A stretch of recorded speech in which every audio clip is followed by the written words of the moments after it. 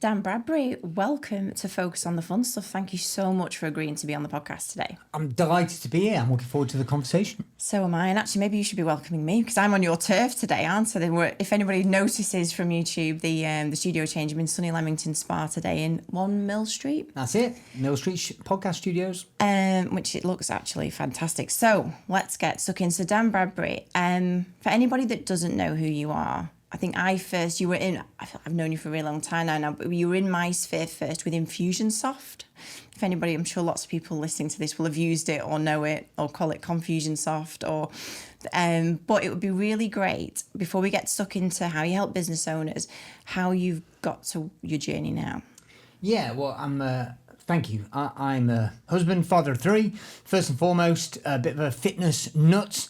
But when I was growing up as a teenager, I was the poorest of all my friends.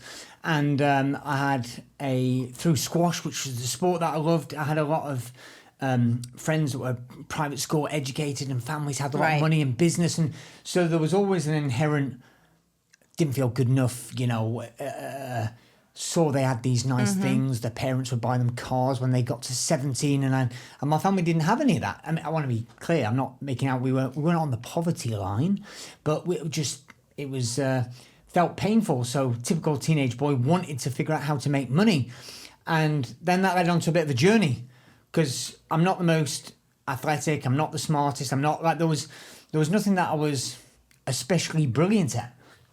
And then one day, I was watching infomercials, if you remember those. On television. I was watching an infomercial that was talking by a guy called Howard Berg, who was apparently the world record holder for the world's fastest reader. And I subsequently got to know him, and he's a nice man. But he had a course called Mega Speed Reading that could treble your reading speed in 3 hours, and on cassettes. That's how old I am now. On 6 cassettes. And I ordered this course, and because light bulbs went off, and I kind of went, holy crap! Everybody that's done anything meaningful, there's been books either written by them or on them. And so I kind of felt like if I could learn enough ways how to do stuff, you could shortcut, what's the saying? An idiot learns from their own mistakes, but the wise person learns from the mistakes of others. So I kind of went, okay, if I want to succeed with money, succeed in business, I can learn from all these business magnates, but the limiting factor is my ability to read and consume these biographies. So all of a sudden I was like, holy crap, if I could read 3 times faster than the average person, I could consume a lot more books because I don't have much money. I can just get all these books, I can read them, and that will help me.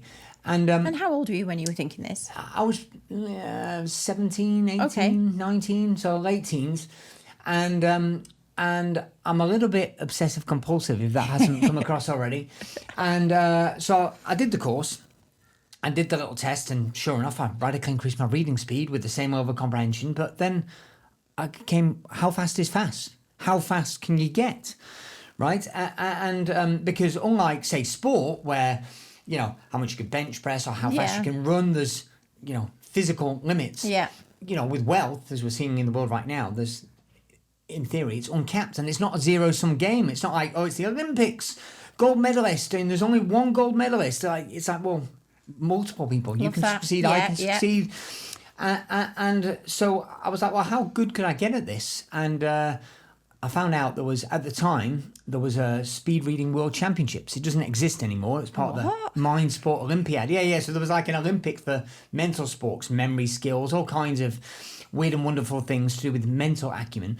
And they had a speed reading competition inside this where they used to give you an unpublished book, so you couldn't have read it before, and they would put you all in a room with this unpublished book, and then they would get you to read it, and then they would do you a comprehension test afterwards, and then they'd multiply your speed by your percentage comprehension score to get your effective rate. Anyway, I thought this was brilliant. Oh my God. So I trained for this, and the first year I entered, I came 6th, and then the next year I came 3rd, so in theory, forgive me sounding totally egotistical, I was the 3rd fastest reader in the world. It's not really true, but I did get the bronze medal at the Speed Reading World Championships.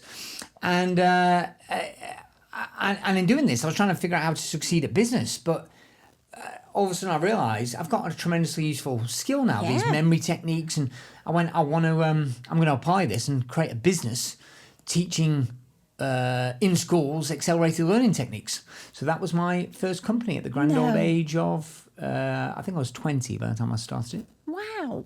So you went in to schools teaching this? Correct, yeah. I went into schools teaching it, and it was, that got me into direct response, because of course I didn't know how to market or sell anything. And the funny end of this story is I was a very proficient reader and good. I didn't get any records for memory, but I was very proficient with memory techniques. And so the product was fantastic. And my family, on my dad's side, have a background in teaching. So I was comfortable in front of an audience, could hold a classroom with kids' attention. So the product was great, fantastic. In fact, phenomenal, he says so humbly. But but I couldn't get any clients. And in a very short space of time, in less than a couple of years, I managed to rack up a ridiculous amount of debt, over £109,000 worth of debt. Wow, which is a lot also. Well, it's a lot at any time. Well, it is, but it feels like it's even more than right, well, it was 20 plus years ago. And my dad, it's funny because when you know that for his whole life, he was a banker. So, or he worked for HSBC, kind of mid-level, but he still worked for a bank. Yeah. And as he said to me at the time, he said, "Son, that takes a special kind of stupid." So I'd gotten all this debt, and that was really when I figured out that having a good product by itself wasn't enough. So that kind of, everyone was advising me to take bankruptcy, but I realised the money that I'd lost wasn't the problem. It was just the symptom. The symptom was I didn't have the money. The problem was, back then, I didn't know how to market and attract and get clients. Right. So then I applied all the reading skills to kind of direct response marketing. Yeah. And this is very long-winded wind-up. Well, I'll speed up a bit now. No. To getting into Dan Kennedy, Jay Abraham, those kind of things. Yeah. And that led me on a path. And I learned about CRM systems. And that led me to Infusionsoft, the reference there. And I just, because I'm an obsessive compulsive kind of personality type, I just went all in. And then very quickly I was able to build up a first successful business, and it got going great guns. And then I started one company, bought another company, started scaling those things up. Mm-hmm. And there's been a lot of highs and lows on the way.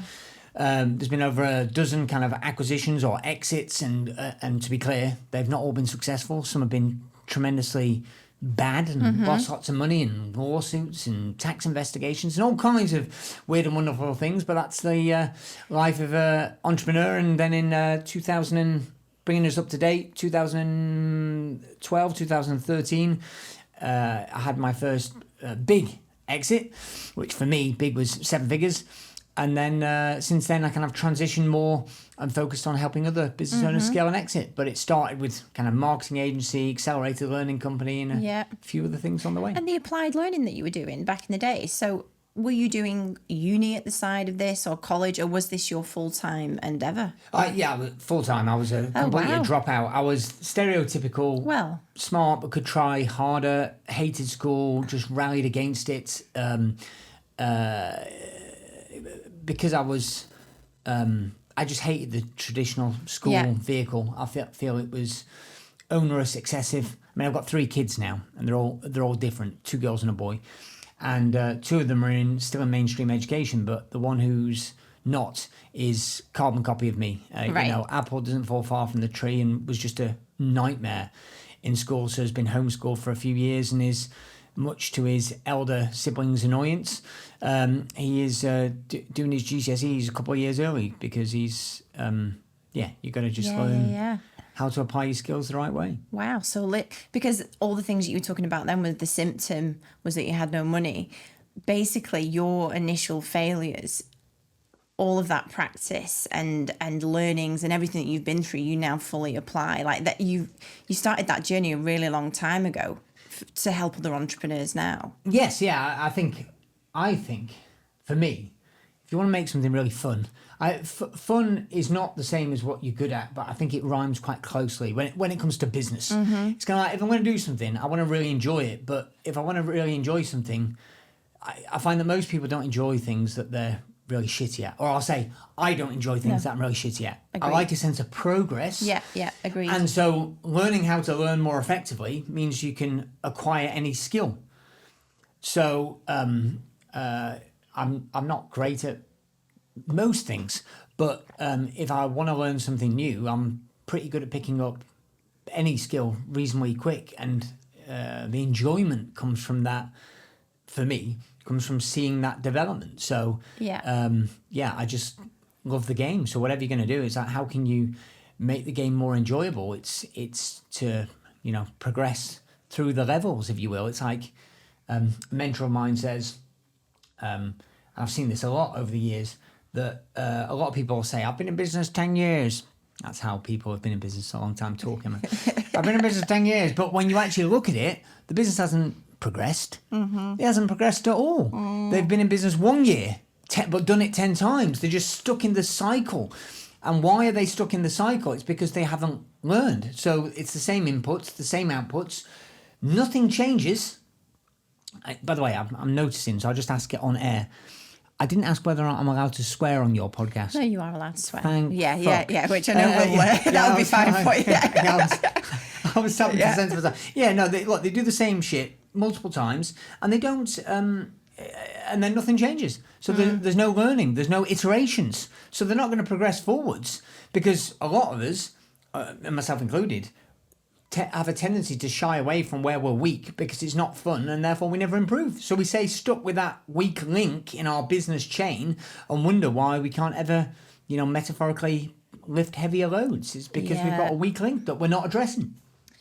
Yeah, I feel like for some people listening to this podcast, that'll be a kind of a fork in the ribs, because there's so many business owners that do that, isn't there? And I don't know is there anything here that you would say, so having the same year over and over for me would be no profit, I was going to say same staffing issues. Staffing always brings unexpected things, but I guess the similar kind of like system problems cropping up. Like if you needed somebody to jolt into now, is that me? Am I actually doing that? Is there any like key things you would go, guys, if you've got this going on, this is something you need to change? Yeah, I think, let me give you an analogy. Think of it like going up a mountain and a path going around the mountain. I believe there's only 6 areas of business. They are marketing, that's getting the leads. There's sales, making those people paying customers. There's operations, that's the process of running the business. There is people, that's the recruiting, the onboarding, the managing, the leading, the leading of things. Finance, like the managing of the financials and the tracking everything, and legal, right? The kind of glue, the contracts, everything that sticks it all together. They're the 6 different areas of business, and all businesses have a need in all those areas. Yeah, and it's kind of like going up a mountaintop. In each of those areas, there's weak links, but there might be common themes. So a business that's at 10 million might have people problems the way a business at 1 million does, but hopefully at a different order of magnitude or a different quality of problem, or somebody that's just starting out has never even hit the VAT threshold, for example. It's like, that's a stress. But when a company's at tens of millions, there's a different level of rigor and compliance, like auditing, etc., that becomes necessary. It would still fall under that financial bucket called your business needs to be skilled enough at handling the problems in each of those 6 areas for the stage of its growth or development that it's at. So the problems will rhyme, but hopefully they're progressing. If it's the same damn thing, you never got enough money in the bloody bank. You're every single month, it's payroll's a nightmare. You're stressed constantly. That would suggest there is some underlying problem that is not being addressed, so it keeps coming back again and again and again. Metaphorically, you're banging your head against a brick wall and you wonder why you've got a damn headache. It's like you need to figure out how to stop smashing your head against a wall. Absolutely. And one of the reasons why I'm so glad you agreed to this podcast is I do think you approach this advice from a very like no nonsense, to the point. Like literally one of your books is just is titled "Turnover is Vanity, Prophecy, Sanity, which is so underrated as a piece of advice, isn't it? Because I think a lot of businesses, we've because I think 7 figures in revenue is a big milestone for a lot of clients. Right. And I remember when was it? 2019, I was at your success mastermind. And I said to you at that time, we were doing like 400K and I wanted to get to 7 figures. And you were like, but why? Why is that the goal? And you really like drilled me down on it. And so and I think for a lot of business owners, they get the wrong goals in their sights a lot of the time, don't you think? No, always. I mean, and I'm not holier than thou. It's because it comes back to your ego. I remember the similar conversation to you with another client who said, I just want to get 7 figures in revenue. And I said, Nick, but why? Why? And he said, because I just want to. And then he got to it. And in his case, he subsequently did get eventually to 7 figures in profit. But when he got to 7 figures in revenue, I said, how does it feel? And he was like, yeah, like I'm over it. I remember another client who's well known in our community called Salve, who got to $1 million in a month revenue. And I said, how does it feel? And he went, I ordered a takeaway to celebrate. And by the time the takeaway had arrived, I was over it. Because, it was, there's a trade-off. Mm-hmm. So for example, on your recent podcast, when you talk about with the husband and wife team about the health side, there's a price to be paid. Yeah. Now, in your case, the trade-off's worth it, right? Because you've got more energy, more vibrance, look great, feel great, you're better able to solve problems, and that's to be lauded. But there is a price to be paid called watching your diet, exercising consistently, and that's not easy. And some people choose not to go down that path, and that's okay. That's okay as long as you are. I think as long as you're conscious in doing it. I'm aware. And I'm going to say something now that the me from less than 10 years ago would despise the me now for saying this. But as I've gotten a bit older, I'm less ambitious than I used to be, right? I'm less bothered. Now, somebody skeptically could go, yeah, well, that's might be okay for you because you've hit your milestones. Yeah. But I don't think it is that. I think that is an element. Yeah. That is an element called, okay, I've decided enough is enough. To be clear, it doesn't mean I don't want more and I don't strive for more, but I'll turn a lot more stuff down now. Where I just go, you know what? My kids are only going to be kids for so long, and actually, I don't need to push as hard. I don't want it, but I do think you've got to. I'm a big fan of self-reflection. I want to learn from others. I want to accelerate my growth. I want to get lots of reference points, but it's not bad. There's nothing wrong if somebody goes, you know what? I'm good. I'm good with staying at this level. I don't want to scale my company. The younger me would have gone, no, you got to scale your company. It's like, no, bollocks to it. There's trade-offs. There's a lot of fun that comes with reaching 1 million or 5 million or reaching 100K in profit or 500K or $1 million in profit. There's a lot of good stuff, but there is, for all of it, there's a trade-off. So, okay, just get dialed in. Make sure you're not falsely thinking, because I think sometimes if you've not been there, you look at it and you think that reaching that mountaintop is either going to be easier or is going to be harder, and therefore you make a false judgment about, I'm not prepared to do that because it's going to cost me my family. Oh, that's interesting. And I want to get a sense of reality. So I've got a friend who is on the Forbes list. He's a self-made billionaire, and he's very. I wish I could get him on the podcast, but he refuses to because he's the opposite of what social media will have you believe billionaires are like. He absolutely hates it. Doesn't go on social because also the industry he's in, he gets criticised pretty heavily. So I don't blame him, but his family are the most important thing, and he takes them with him everywhere. And there are trade-offs probably in other areas of his life, but the point I'm making with that comment is,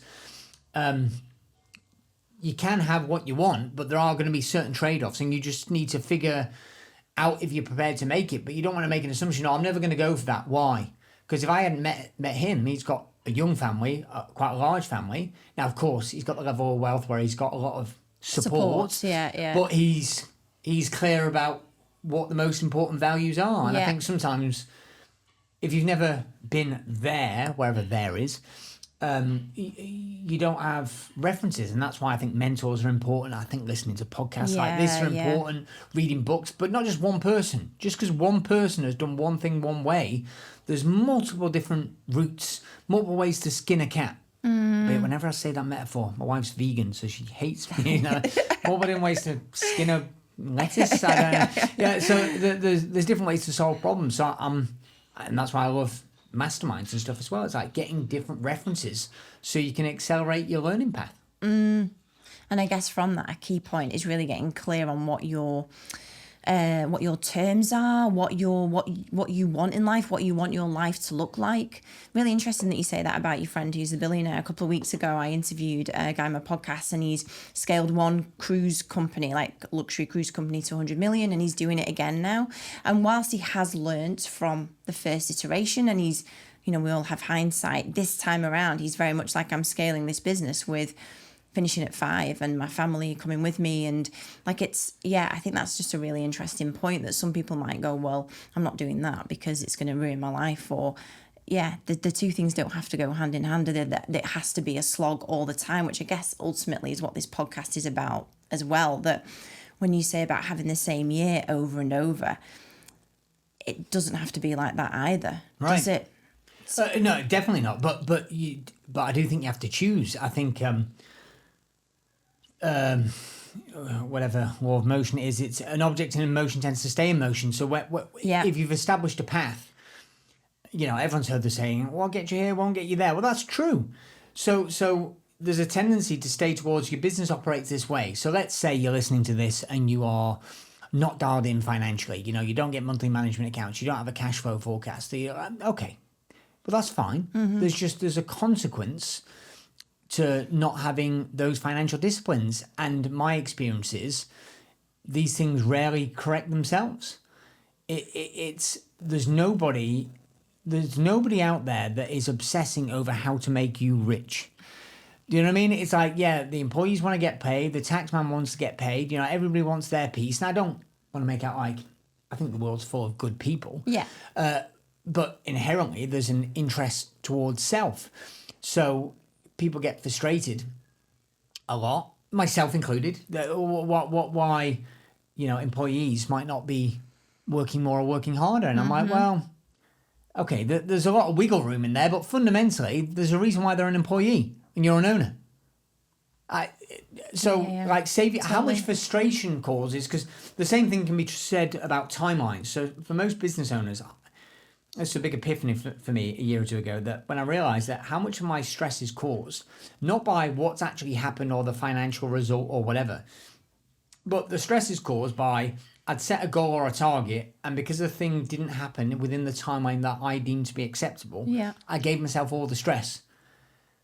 And it's like, hold on, because you could go, well, actually, you're still further ahead than you were or whatever, but the actual feeling of being really unhappy and my business is shit is because I've got some goal that I made up, set it on a timeline and decided that was what it was. And then I'm comparing against that and going, this is shit. I'm not really happy with that. And how crazy is that? And the reason why we do that, or why I habitually have done that a lot, is because somehow I had a distorted view in my head that would make me work harder or perform better. The goal. Having the goal. Having like the deadline. Having the goal.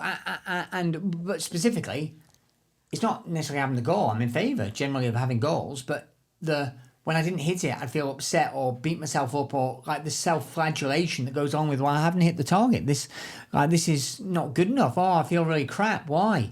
Because I've not progressed as much as I thought I would. Mm-hmm. And if that's what it takes to get you going, I mean, here's the analogy, right? So my son's 14. He plays squash like I do. And then he played a match the other day and he lost. But he was playing against a much better player and he was absolutely fuming. I said, what's the matter? He said, I played rubbish.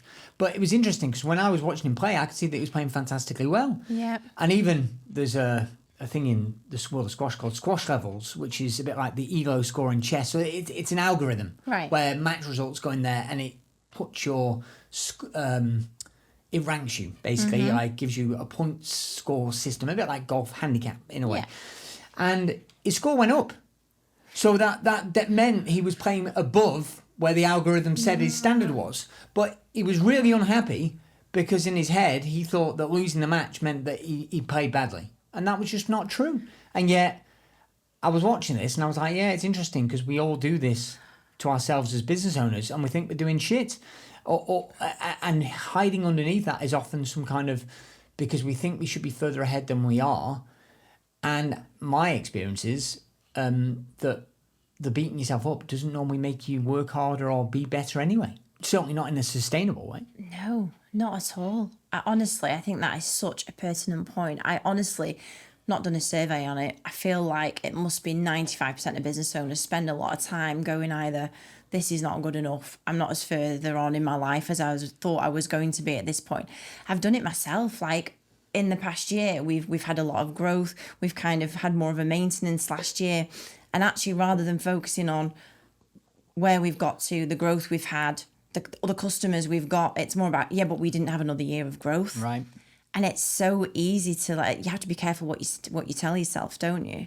That you can really easily almost, it's counter self-intuitive, isn't it? In terms of like how you're helping yourself move forward. Because ultimately with this as well, I think really, and that's why I guess this is a tangent conversation as well, but journaling is a big thing for me. So being aware every day of good things that have happened in the business, because I think it's so easy to go, oh my God, this client's just complained, or this has just happened, or we're actually, for me, like, you know, we've got 500 customers, one client complaining can take the complete focus, and you've actually got 499 who are happy, and you know, and it's really, I think as a business owner, keeping your mindset in that place of, well, hang on a minute, it's one minute part of the business, let's solve it, let's move forward, is really important. It's it's unbelievable, but because there's what happens and then there's your reaction. I mean, how's this for a ridiculous example?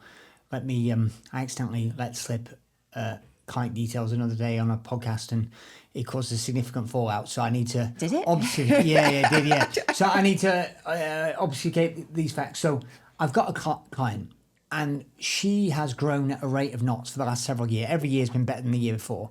And last year, her profits were high six figures. It wasn't 1 million, but it was in that direction. It was well north of 500,000, right? Profit, net profit, okay? Kind of benefit to her as the owner. So doing phenomenally well. I won't say industry anything more than that. And she was very upset and unhappy and wanting to make cuts because this year, so this calendar year, which, you know, the calendar year when we're recording this, we're kind of 4 months in or whatever, she's 9% down versus last year. Oh my goodness. And she was unhappy and thinking about making cuts. And again, anybody that's like an accountant or financial analyst can say, well, it depends what the margin's like. No, it's a very high margin business, got significant cash reserves, you know. But it's because she's 9% down year over year, even though last year was like 30, 40, I don't know what percentage up on the year before. So the business has really grown. Yeah. And she's chosen to take her foot off the pedal because it was growing a bit too quickly. But the fact that it's now down, and she thinks, to be fair, I think the year is going to be, overall will be down on the previous year. But the previous year was so much better than they've ever had before. Yeah. But psychologically, it's now a problem. It feels rubbish. Yeah. But and so she doesn't feel good. Because even if you like plotted it on a graph like with an average, it's still a massive upward and to the right. Yeah. But psychologically, it's like, this feels crap. Right now, I take it away from her because if she was listening to this, she might argue, no, but actually blah, blah, blah. And she might be correct in her particular circumstances. But the point I'm making is we, especially with this podcast, it's like, how the hell can it be more fun? And it's like, well, the art is taking control of the thing between your ears.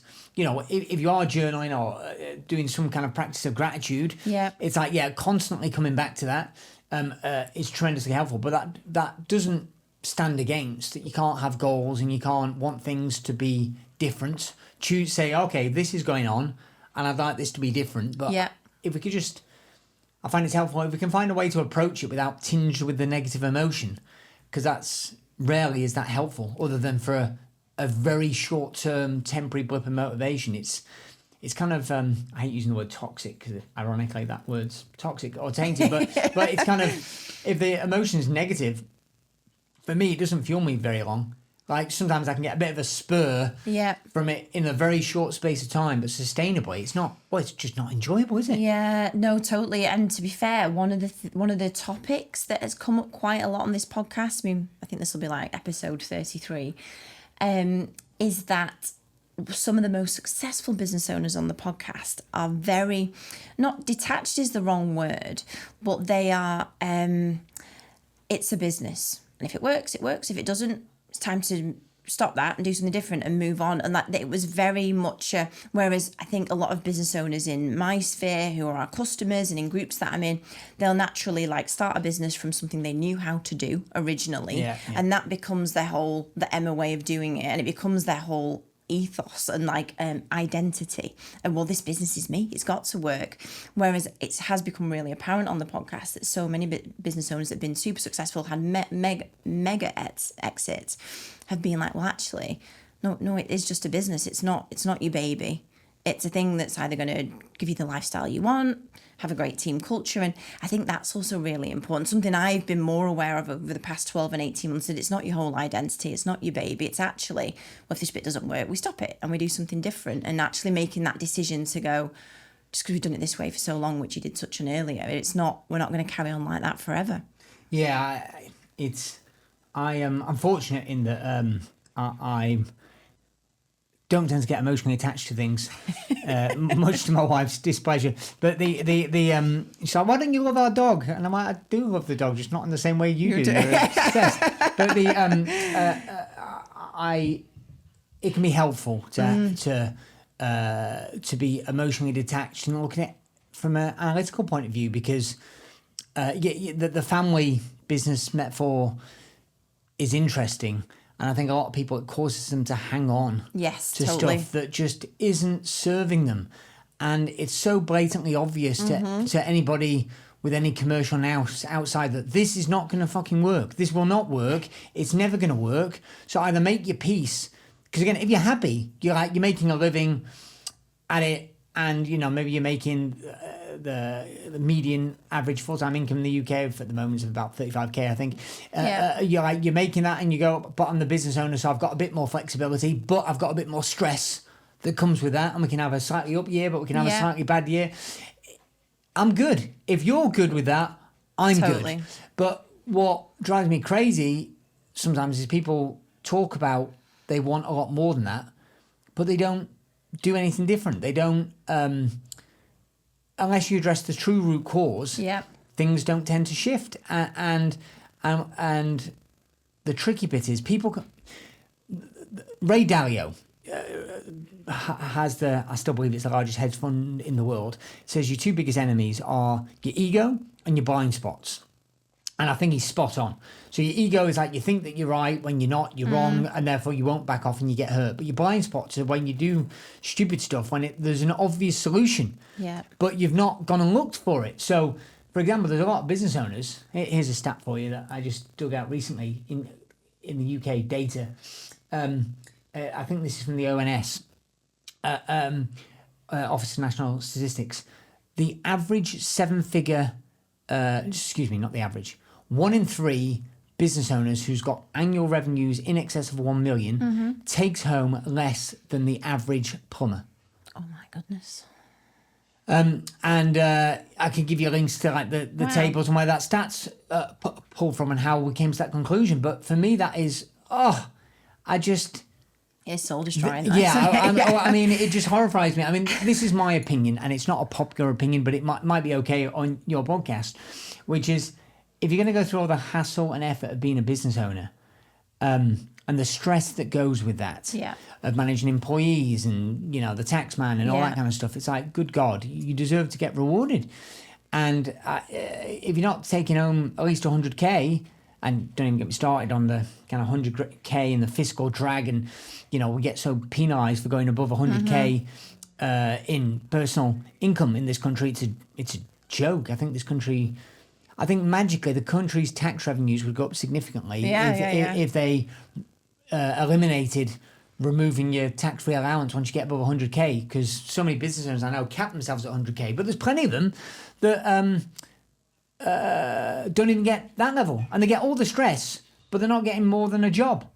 And my personal view would be, good God, if I couldn't clear more than a job, or just get a fucking job. Yeah. Just get a job and be done with it. But maybe that's just me. Yeah, unless you've also got a clear plan to go, this isn't good enough. Yeah. Correct. And that's... But if you just kind of... Yeah, temporarily, I'm good. It's like, you pay the price and you get the long-term reward. I mean, that's inherently being an investor, which isn't synonymous with being a business owner, but it rhymes. It's kind of investment. You pay something now, so you get a reward later. Yeah, like delayed gratification. Like you're investing in the business. But it's a tricky one, because a lot of business owners, I mean, use that as a justification for doing stupid shit. They go, well, I've not taken out any money because I'm investing in the business.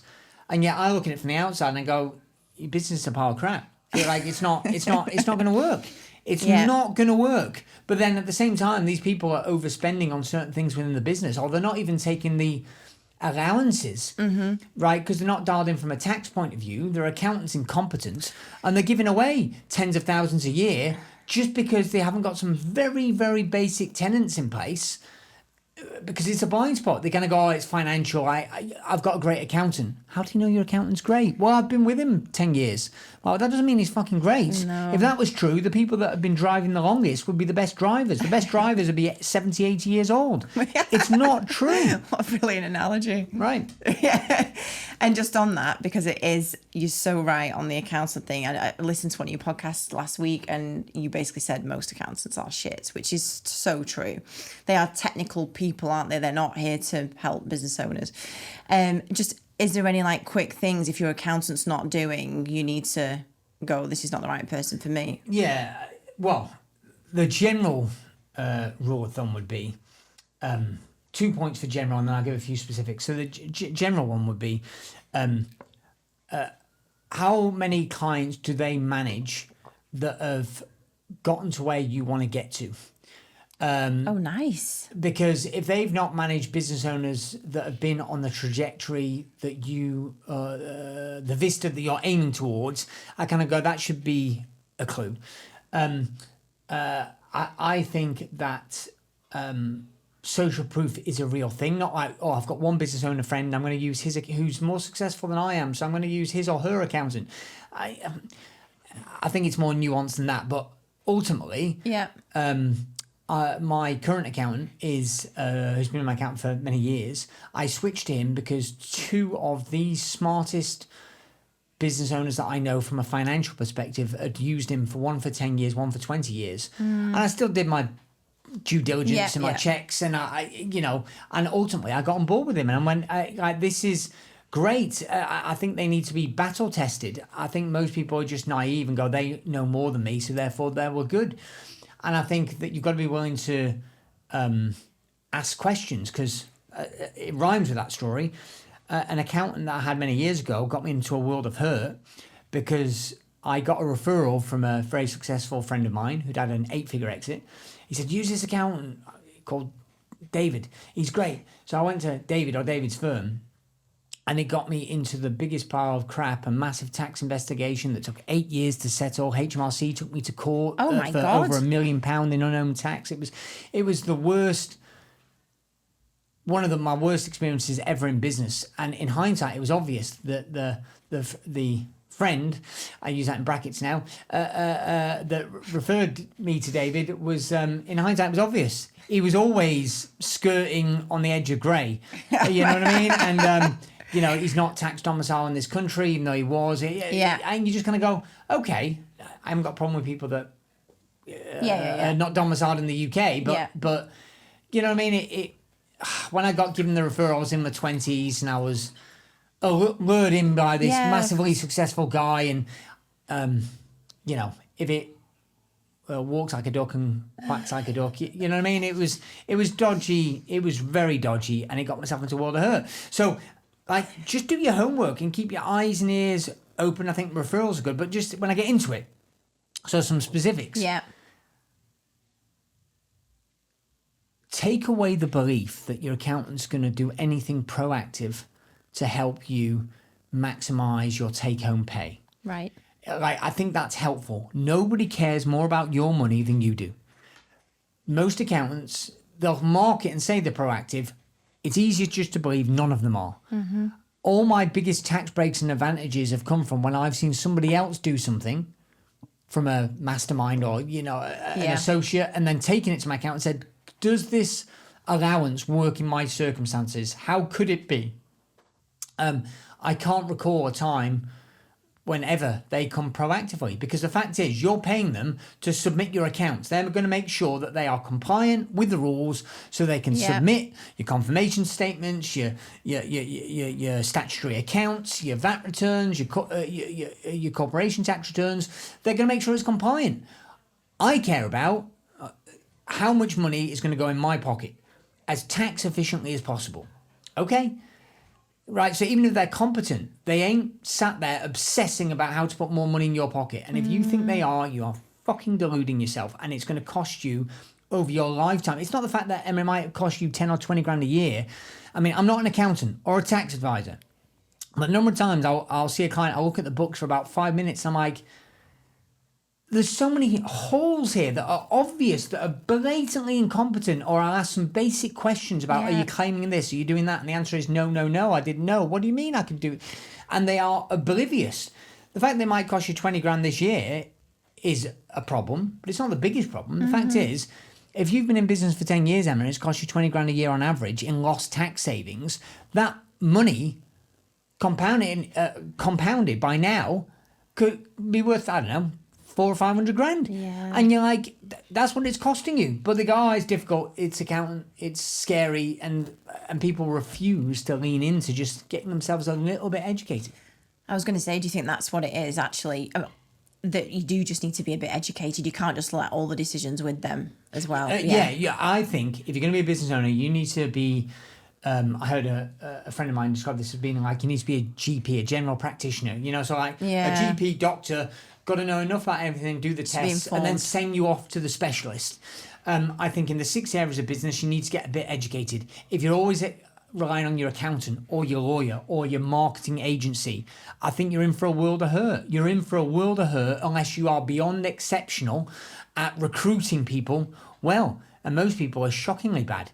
What was your strategy for hiring an accountant? It's like, I just asked Wendy down my next door neighbour, and she said she uses Sheila, so I went to Sheila, and that's it.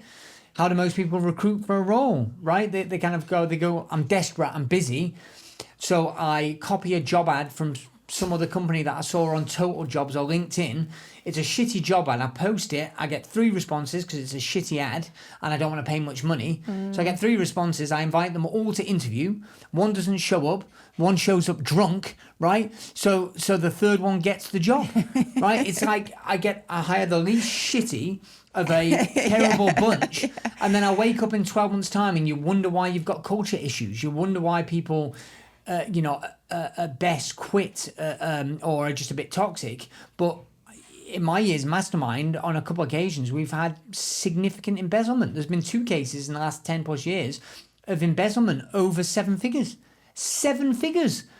And I would say, I want to be respectful for the people involved. It's not always obvious, but when they look back, there were normally red flags.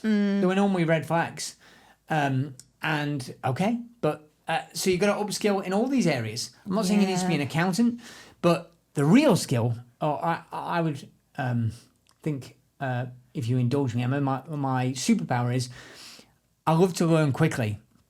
And when you get better at something, you tend to enjoy it. So business finances is probably my strongest of the 6 areas, sales, marketing, ops, people, legal, and finance. Finance is probably my strongest area, but it used to be my weakest. The reason it became my strongest is because at one point in my career, I kind of plateaued at whatever, 500,000 revenue, 100 grand in profit, something like that, for 2 or 3 years in a row, and I couldn't break through. Yeah. Because at that time, my skill set was sales and marketing, so I just had a hammer. So everywhere I looked, all I saw was nails. Right. Everything was to be solved with a marketing hammer. That was it. But I couldn't break through. And so I came across a man called Keith Cunningham, who subsequently became a mentor of mine for 10 plus years. Really? Yeah. So Keith's a great man. He's in his 70s now, but he's basically retired. But he looked at my business plan and he just laughed me out the room. He said, "What the fuck is that? That's just and he tells him, when I tell that story, not to say that he swore, but he did swear, Emma. So,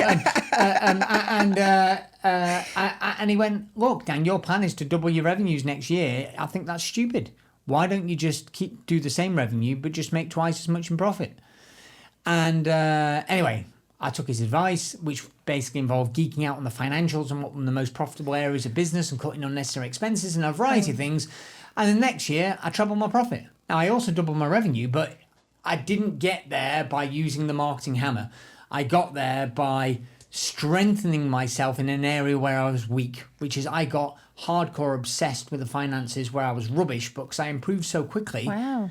The beautiful thing is, if you think of those 6 areas of business like a chain and you've got one weak link, whenever you put any pressure through that chain, it breaks, or the load that chain can carry is going to be limited by that weak link. Yeah. And so the biggest improvement or leverage point in your business is going to be found in the area where you refuse to look, right? So the area that you refuse to neglect, we've got a tendency to go towards our strengths.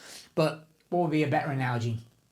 Let's say you want to win a gold medal in tennis at the next Olympics and you're an up-and-coming player. And let's say you happen to be technically brilliant. Your psychology's amazing, right? So what do you need? You need technical competency, you need the psychology and amazing. Let's just leave it at 3 to keep it somewhat. But your fitness is mediocre.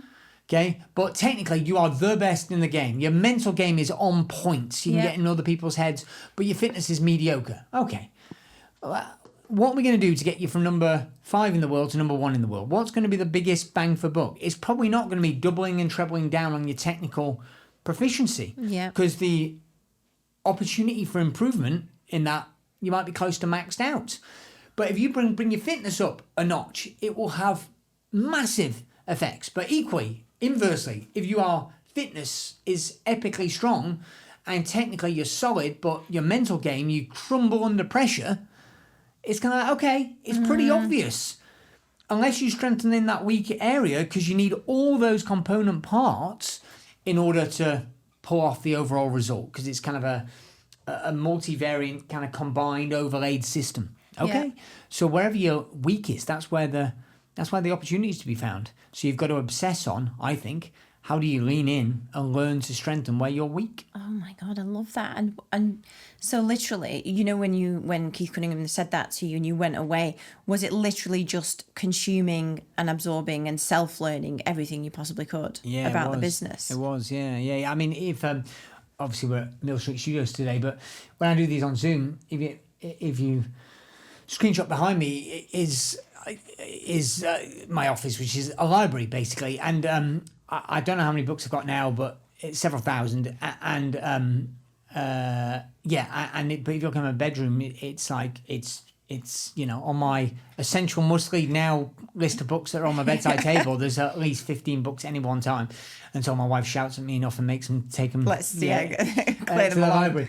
But right now we're actually looking to build out. We're doing the planning for building a house, and the only thing that I said to the architect says my only non-negotiable is a library. Oh, I love that. Just because I kind of go, I'm in favour of mentors and coaching and masterminds and all the different whatever medium you find most helpful. But the beautiful thing about books is they're ubiquitous. You can get them anywhere in the world, any book instantly. I mean, I like physical books, not digital. But there are dozens of books written on whatever problem you've got. So, but people come to me frequently and say, "What business books do you recommend?" Which is a terrible damn question, because I'm like, well, what problem do you have? What's your problem? Yeah. Right, and if you say to me, name me a book about I'm really struggling to recruit for this role. Great. I can immediately name 2 or 3 books. Who by Jeff Smart to be one. I'm struggling with the financials in my business. Well, Ultimate Blueprint for an Insanely Successful Business by Keith Cunningham. But I could name 2 or 3. And again, even if you get really nuanced inside of any of those elements, like what does that mean? Right? Oh, I've got a real problem with getting sued or actually a competitor's ripping me off. Yeah. And I should take legal action, but I'm kind of scared. I go, okay. The book's title escapes me. It's called Your First 100 Million, Dan Pena. I don't like the guy, but there's a chapter in that book called litigation is a legitimate business tool. Change my perspective on it. Yeah, and so on and so forth. But you name me a problem, I've got a mental library, but a physical library, and I go, right, these are some books or reference points that will help you in that situation. Mm-hmm. Okay, and in today's world, it's like, whatever your problem is now, it's just in time. It's like, if you mention a book to me now, and normally when I'm on these podcasts, I often end up talking about books and book recommendations get passed, and I'll take out my phone and order it while I'm here, and by tomorrow morning, the book's on my front doormat, right? So I kind of go, there's no excuse not for learning, but I think, people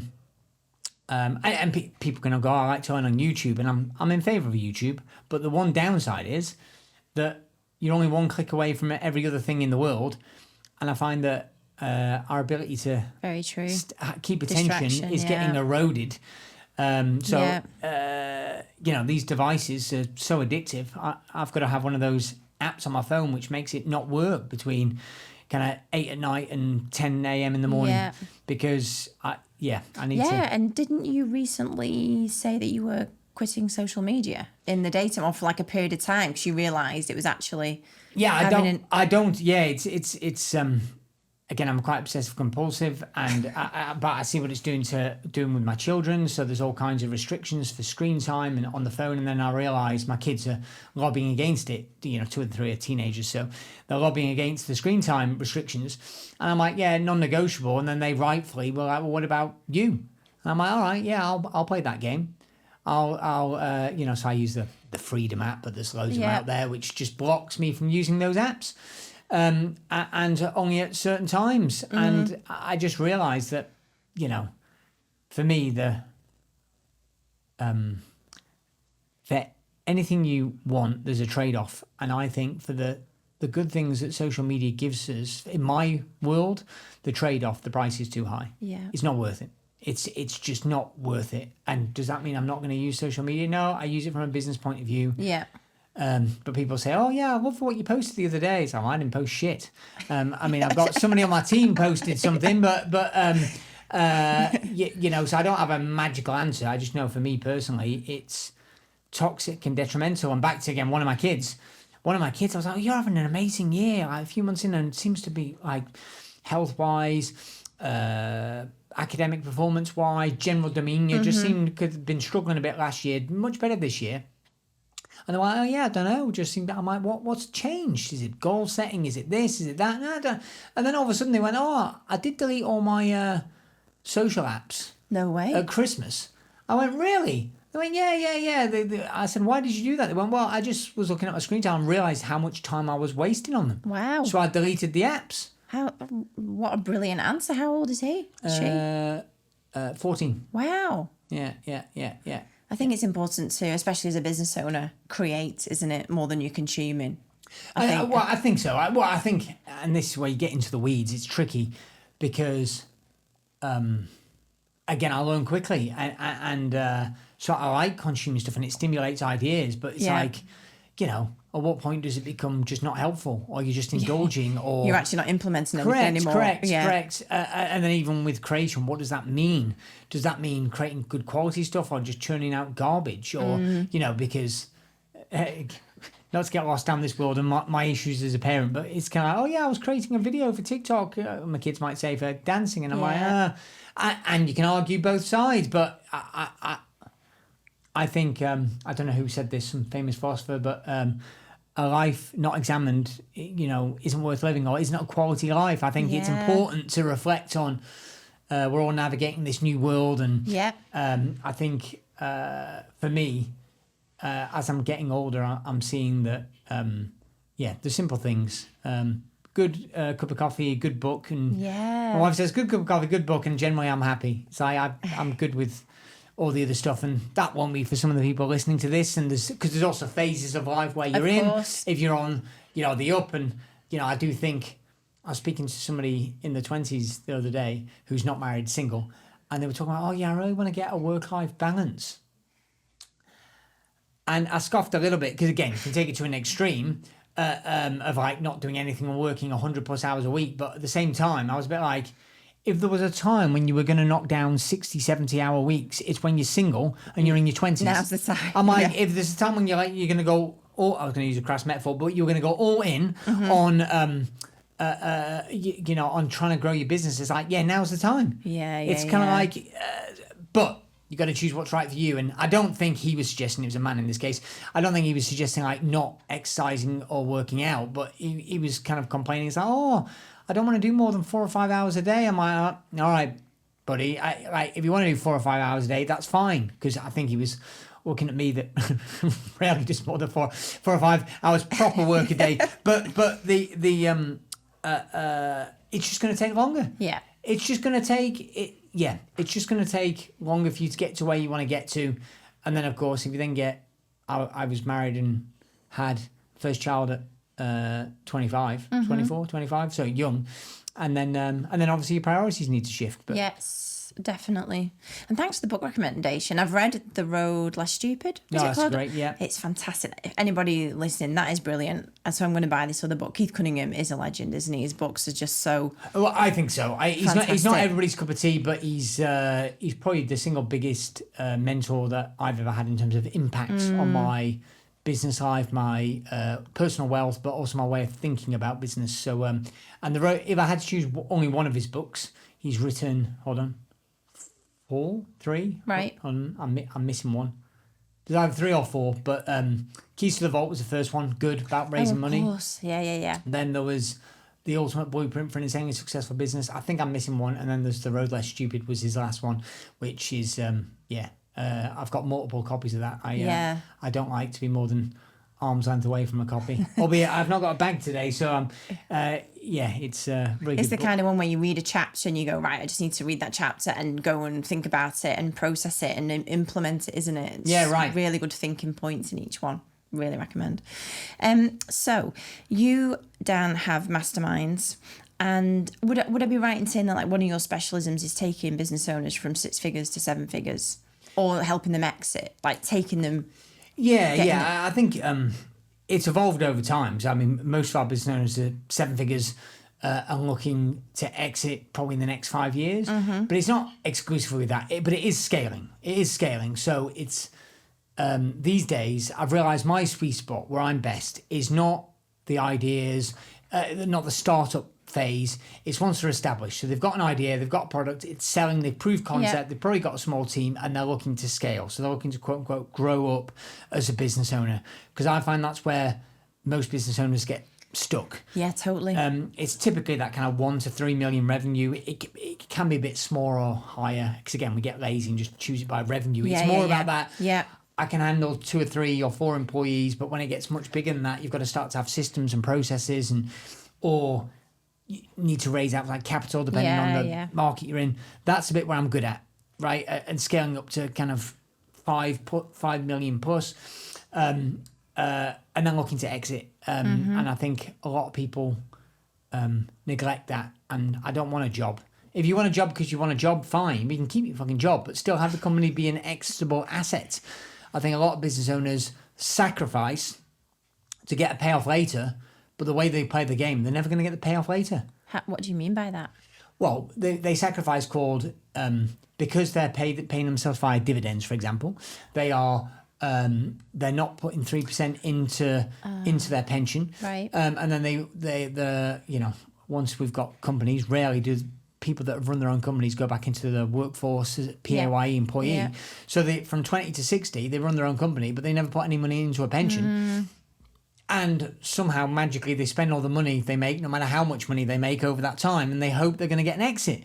When there's quite a lot of evidence that suggests over 80% of businesses that are listed for sale never sell.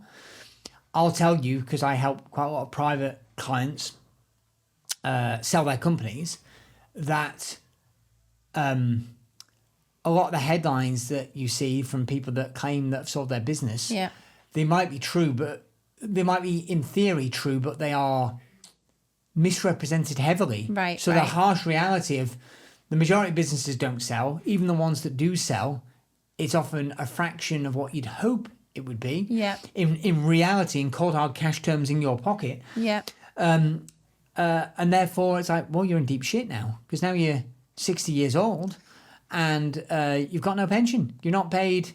You're not paid into a pension. They've remortgaged the house to keep the business afloat. Yeah. Stuff like that. Yeah. And the number of business owners, it scares the shit out of me. The number of business owners that I had one recently, and his was a success story. I'll be a bit opaque. He has agreed to do a podcast about it, but it was a multi-7-figure cash exit. And he does, to be fair to him, have more than one home. But he still had mortgages, like in his 60s, right? And now, fortunately, there's enough money off the table to clear the mortgages and put enough in the pension. And he'd been much better than most, very profitable business, so that he's hit his nut. His financial advisor says, if you get X million, you're now done for life. And we got him an offer that was just a little bit above that, so he's good. Right, and that's a success story. But when I started working with him 5 years ago, it wasn't that way. Right. It wouldn't have been exitable it could have been exitable, but for a fraction of what he got in the end, because he didn't have the right things in place. So he and in his case his wife were very much bound to the business, and so if he'd sold it, it would have been for millions less, 7 figures less at least, and he probably would have been tied in on an earn-out for a length of time. Wow. And then you've typically got to think about these things a couple of years ahead. Yeah. So, and obviously he came to you 5 years ago. He's like late 50s then at this point. There isn't loads of time to actually now figure out how we fix this. So if somebody's listening to this, because I do think lots of business owners go, I'm going to exit it at some point, but with no real plan behind that, or even they can dream up a figure, but there's no actual validation, is there, that that's actually a real thing. Are there any like key points you would think of, or that somebody could take away to go, well, actually I haven't got does somebody really need to know who the buyer is going to be, even if it's 5 years away? Does somebody, some of the things that this guy hadn't got in place, what were they? So if you go to danbradbury.com/audit, AUDIT, there's a little scorecard you can do amazing. For these 6 areas of business. And at the end of it, you answer a series of multiple choice questions, which will score your business in each of these 6 areas, but it'll also do a business valuation for you. Right. So for your business, it'll ask you questions about these 6 areas, and it'll rank your business in those 6 areas, and it'll ask you a couple of basic financial questions, which from memory it'll ask you what your net profit was last year, it'll ask you what your balance sheet net assets position is.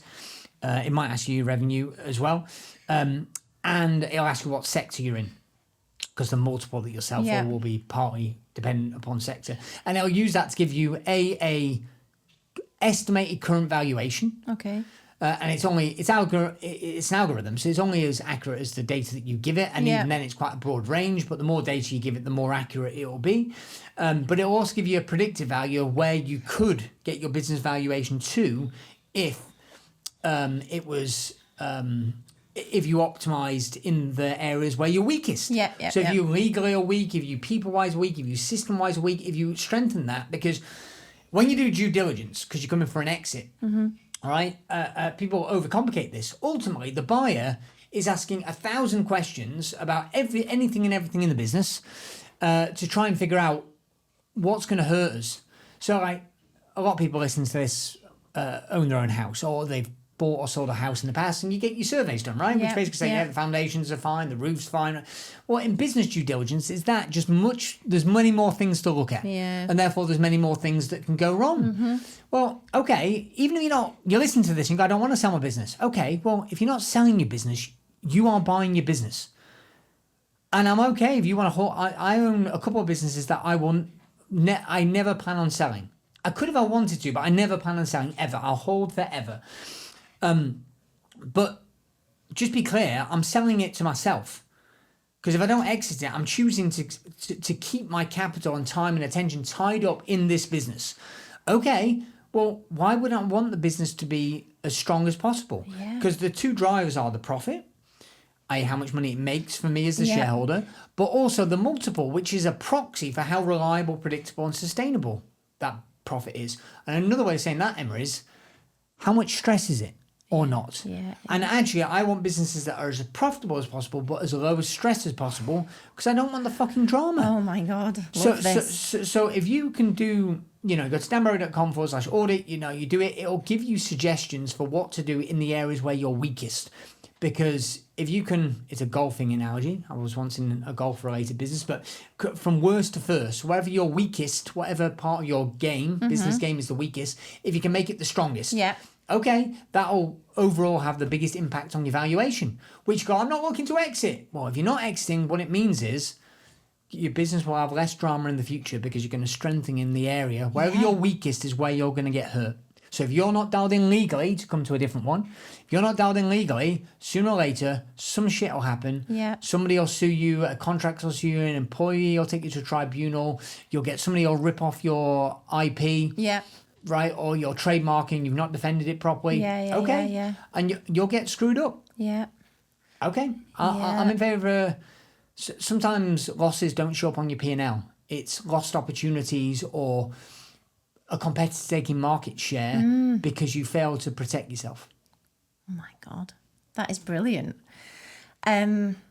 I almost feel like that is the place to because I know we're running out of time now and I don't want you to run over for your next appointment. So it's danbradbury.com/audit. Audit, yeah. I think that would be a really great place for anyone listening to this to start on the journey. Because the way you position it there, I've never heard anybody say that before, that if I'm not looking to exit, I'm buying it myself.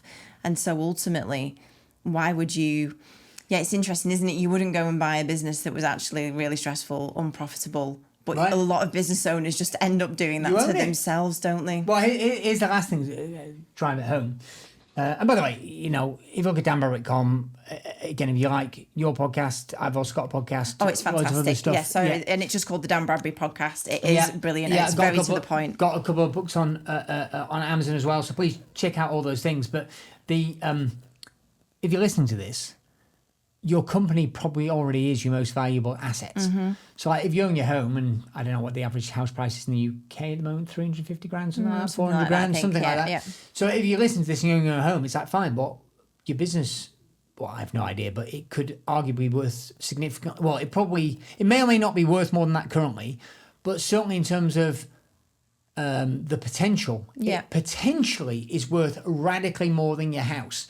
But most people don't act like it. So on the one hand, I've just said, look, 8% of businesses that go to market never sell, and if they do, it can be really painful. It's like, okay, fine. But at the same time, with the example of the client whose name I'm being careful not to mention, even though he's a big success story, and he'll hopefully be on my podcast in the next month or two, is it went from probably a mid-6, maybe high 6, maybe low 7-figure valuation, so multi-7-figure cash exit, because he changed the variables. Yes, the revenue did grow, and yes, the profit did grow, but really he made the business not dependent upon him. Right. And that took place over several years. It's, there can be low-hanging fruit, which we realise, but like it does, like health and fitness, you can do things that immediately you start to see movement in the right direction. But if you're 4 stone overweight, you ain't losing that shit in a month, right? You're going to have to do the right things consistently. Yeah. But hopefully you can see enough progress that you feel the momentum, which is what this gentleman did. And so if you listen to this right now, even if your company's in theory unsellable, you think it's unsellable, it's like, okay, you could shift that in a few years to being worth 7 figures more than it is today. And then that's so if you've got no pension, you're sat here, you're not making any money, it's like, well, that can get changed, but it's not going to fix itself.